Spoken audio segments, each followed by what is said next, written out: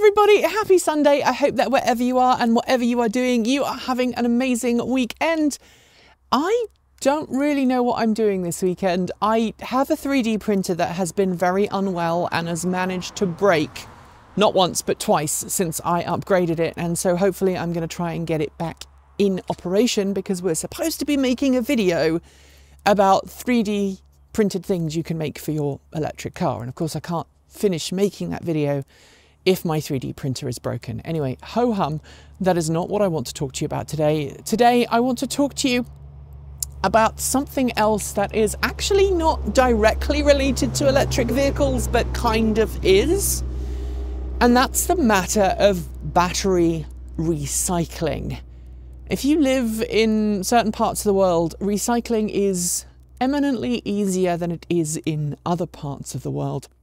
And there's been lots of discussion of late around the world about what recycling actually means and how a lot of recycling programs are very little more than a scam. And you put all of your things in your bin thinking that you're doing your bit for the environment and you're trying to make things better for the planet by making sure that all of your plastic and recyclable materials goes away to be processed and then, you know, find its way back into new things. But the reality is that that doesn't always happen. And here, where I live, in my local county here in Oregon, there's only a couple of types of plastic, for example, that we can recycle. So we can only recycle number 2 and number 5 plastics, as denoted on the little label. Actually, it might be 1 and 5. My wife is better at checking. I always have to ask her which one is it that we have to recycle, because I forget which number it is. And I'm sure she gets very frustrated with me because I always check before I throw things in the recycling or in the bin which one has to go where. But I know that it is very frustrating because a lot of the stuff that you think you could recycle, you can't recycle, and then a lot of things that you might assume you can't recycle, you can actually recycle. It's very unclear. To that end, though, I should point out that we try not to consume any plastic. If we're buying drinks, we buy them in aluminium cans or glass. We try and buy everything we consume, like condiments, in glass rather than in plastic, because they're easier to reuse around the house. We do a lot of the time. They're also easier to recycle. But when it comes to, you know, buying things, we try and buy our fruit and vegetables from places that don't use a lot of plastic for packaging, and we use recyclable bags as well. So wherever possible, we try and keep the amount of waste that we generate to an absolute minimum. And if there's one thing actually that we probably generate more of than anything else, it's cardboard waste from packaging. If we have a parcel delivered for the company or you know, for the home, we obviously try and reuse that cardboard where possible, or we recycle it. But there is one thing that always kind of catches my attention, and that is battery recycling. Now, at my house, we have tried to make every single battery that we consume a reusable, recyclable one. So we have security sensors on all of the windows that use half AA batteries. We've found a source of lithium-ion half AA batteries that we recycle at the end of their lives, but we can also recharge them multiple times throughout their life. The coin batteries that are in things like key fobs or Apple AirTags or things like kitchen scales, we reuse those as well because we bought rechargeable ones of those. And again, there is a place near to us that will recycle those. The Batteries Plus will recycle them. Also, I've been told Audi dealerships now offer battery recycling through a partnership with Redwood Materials, as founded by JB Straubel, who was the former CTO of Tesla. So we try and make sure that we can recycle any batteries that we consume, but obviously sometimes we'll come across a battery that someone doesn't want to take, someone doesn't want to recycle.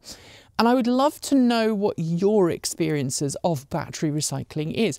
Do you find it easy to recycle batteries? And do you recycle batteries? Do you just throw them out with the trash, which is a very bad practice? Nobody should be doing that because that can lead to issues with landfill. But do you know how to recycle the batteries that you consume? Or do you just put them in a little plastic bag and kind of leave them around the house in the hope that one day they will magically disappear to a happy place over the rainbow? Because I know people who do that.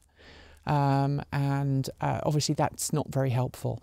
So tell me how you deal with batteries for consumables at home. Do you try and buy devices that can be recycled?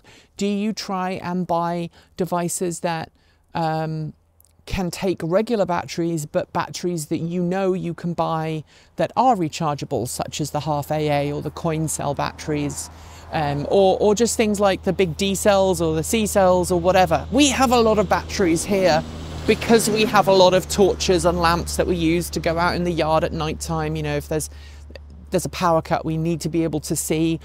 So we have, you know, double A's, triple A's, D's, C's, A's, double A's. We have all of those. We have the coin cells and we have the half AAs or the half A. I can't remember what their official title is.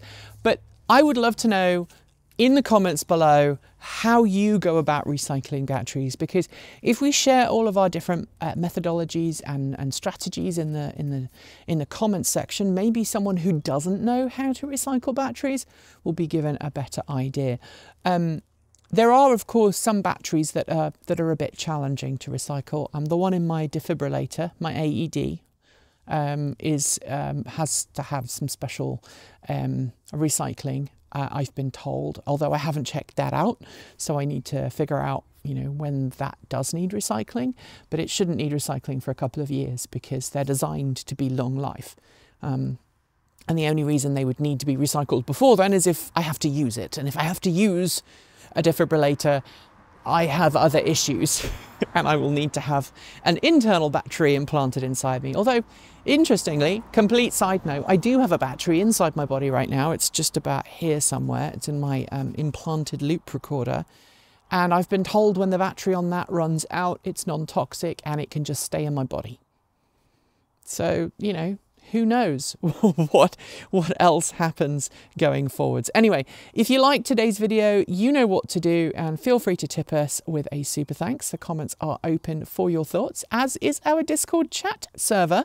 There is a link below. If you want more from this channel, don't forget to subscribe, hit the bell, and follow the links to regularly support us with a YouTube membership or a Patreon subscription. You'll also find links to our Ko-fi, Bitcoin, and Swag store, and check us out on Mastodon. We has the server. It's very cool. Scrolling on my right is the list of amazing charged up supporters, and shout outs go out to our amazing self-driving tier supporters. They are Mike Weeder, Tony Moss, Linda Irish, Sean Tucker, Patrick Boyarski, Paul Nelson, Chris Maxwell, Brian Newton, Michael Goad, Bennett Elder, Andrew Martin, Pedro Muro Pinheiro, Brophy Wolf, Chris and Michael Johnson, Tasla in the Gong, Dan Blair, Peter Dillinger, Gordon C, Stephen O'Donoghue, Carl Hodgson, Anthony Coates, Regine Fellows, Denny Hyde, Chris Centaur, and Jim Bonas. Finally, super out of this world thanks go to our top tier supporters. They are Robert Flannery, CPU Freak 101, Andrew Glenn, Anonymous Freak, JP Fagerbeck, Joe Bresney, John Lyons, Rory Litwin, Kevin Burrowbridge, Dave Kitchen, Aaron Hahn, Laura Reynolds, Marcel Ward, Matthew Drobnak, Paul Conway, Reggie Watts, Will Graylin, and last but not least, Ian. I'll be back soon with another Sunday musing and chicken and garden update. If you haven't already checked that out, go and check it out if you are so inclined. I believe Erin will be here next week, with her own Sunday musing, which will be very cool. Erin doesn't do them very often, so do check those out when they appear. But of course, we'll be back on the main channel as of tomorrow. If you're watching this on Sunday, that's Monday, obviously, with our regular video. I think tomorrow Kate's going to be talking about oil companies, so definitely one to make sure that you watch and enjoy. Until then, thanks for joining me, and as always, keep evolving.